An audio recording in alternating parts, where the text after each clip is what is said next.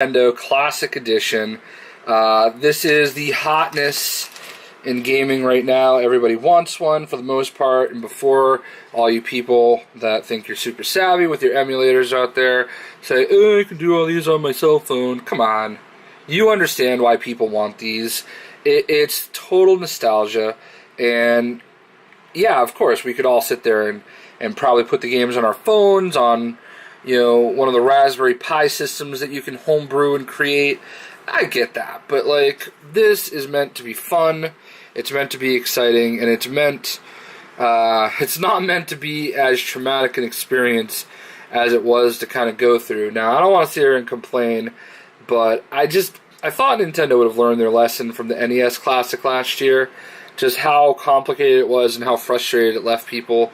I mean, they're supposed to be the fun company. I really wish that, like, I mean, when sites like Amazon sell out in like less than a minute, you probably could have done like 5 times what you did.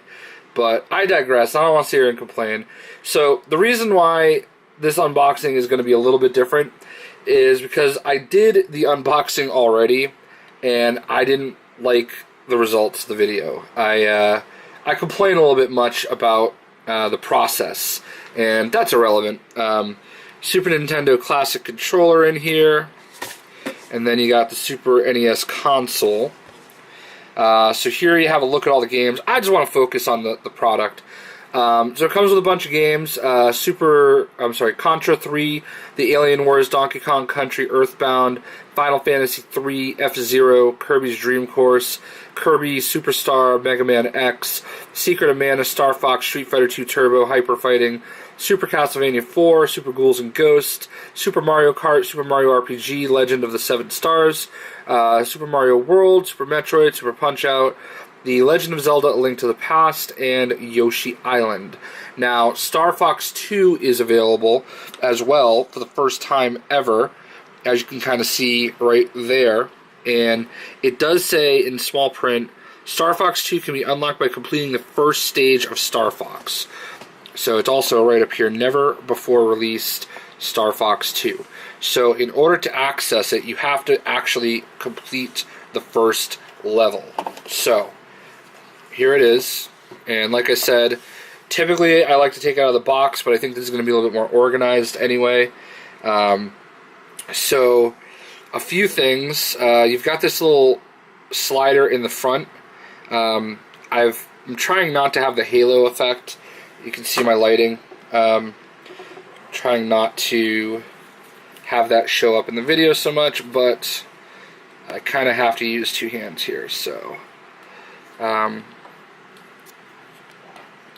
right here is a little compartment that I hate. I would have rather, like, I understand what they were going for. See how, oh, alright, that's why. So you have to, like, pull it from here, and then it slides out. And this is where you plug your controller in, okay? Now, I understand what they were going for. They were trying to make it authentic with the authentic kind of connection ports in the front. But I would have rather they just bit the bullet and put the actual connections there. It just, I don't know, it would have been better. I have a feeling those are going to break off for some people. Just very simple connections on the back. HDMI in, or I'm sorry, HDMI out, and then a DC in with a micro USB cable. So we're going to put that there. This is your power cord. It just, almost lost the camera. Just a Nintendo power brick with a micro USB cable. I don't know if this is any different than any other standard micro USB cable, but let's find out. This is the actual micro USB cable I use to charge my PlayStation controller, and voila, plugs in just perfect. So it is a very basic micro USB cable, so there you go. Obviously you want to use the charger brick, because there's probably a certain like amperage or wattage.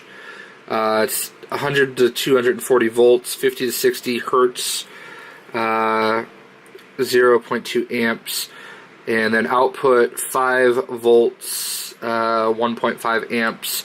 So like not every power plug is going to have the same specifications, so you run the risk of overcharging or undercharging it, or giving it too much or too little power, even if you're within the 100 to 220 or 240 volts.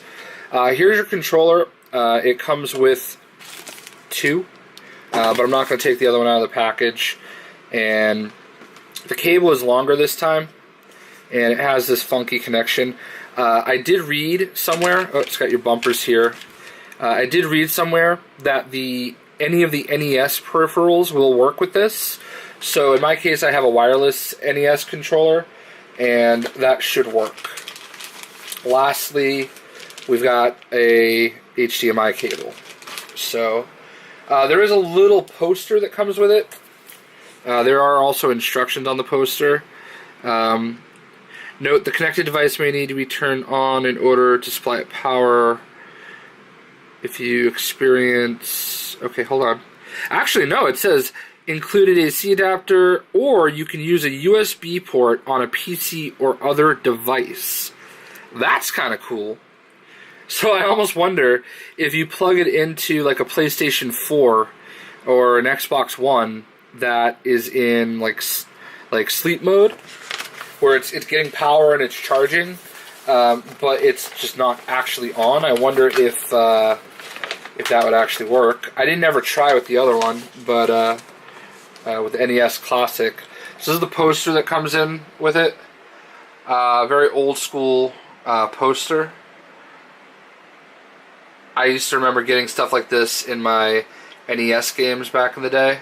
So it highlights Super Mario World, Super Metroid, Super Mario Kart, Star Fox, F-Zero, The Legend of Zelda: Link to the Past. So there you have it. The SNES Classic. I know, if you guys really need me to put it back in the carton that came inside and do the unboxing that way, then I'll do it, I guess. But I don't know. I kind of feel like this actually worked out way better. So there it is, the NES Classic, and I hope you guys enjoyed the video. I hope for everybody that's trying to get one, that you get one. I can't complain enough. Best Buy's website said that if you showed up there and there was a line at 7 a.m., they would start handing out tickets.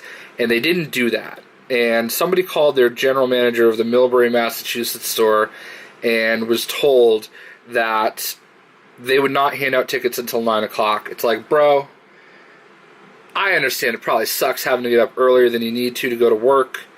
It's a one-day thing. It's kind of what you signed up for in being a GM or having managers under you. You kind of got to suck it up. Especially when your corporate website is saying, this is how we're going to handle it. I also understand that people chose to sit there and wait until the store opened, so theoretically they should have to sit there and wait until the store opens. I see both sides of the argument, but fortunately I got mine at Target. They did hand out tickets, and the tickets were good for a half hour after the store opened.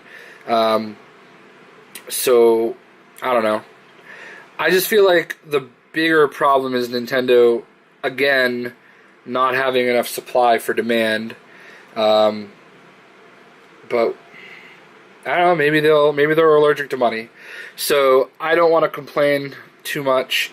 I'm gonna try to record some video of the actual menu system and all the games or whatever. And I'll probably, I don't know, maybe I'll do some streaming or something. But I hope you guys enjoyed the video, and I hope more than anything that if you want one of these, you are able to get one of these, because fun is the end game here, right? We all want to have fun. This console meant a lot of things to a lot of people, and it's nostalgia. It's something I love. I have my NES Classic sitting up there. I mean, it's retired at this point,